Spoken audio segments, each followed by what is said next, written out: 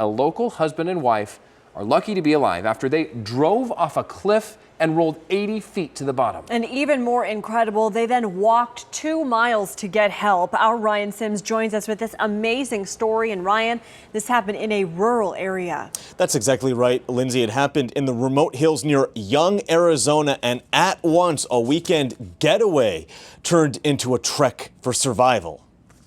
Just those windy turns. He took his eye off the road for 1 second, looked at me. 1 second. Chanel Bates bears all the marks of mayhem and madness. I've had that dream since I was a little girl, falling off a cliff like that.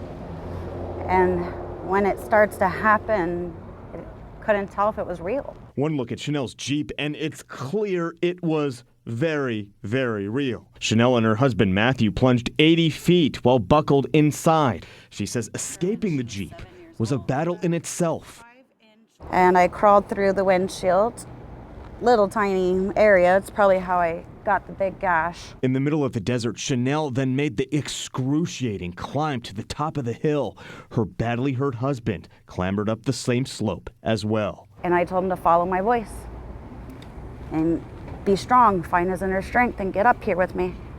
And he did. Then came the truly amazing. Alone in the desert, they walked 2 miles to the nearest cabin, and get this, Chanel did it, all barefoot. And I didn't care how long it took. I told my husband, we're just gonna walk until we can't walk anymore.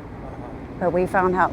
Chanel and her husband were flown to Phoenix. As you see, she's been released from the hospital, but Matthew is still recovering. A deathly experience defied by sheer will. Yeah, it really opens your eyes to not taking things for granted in life and being more safe.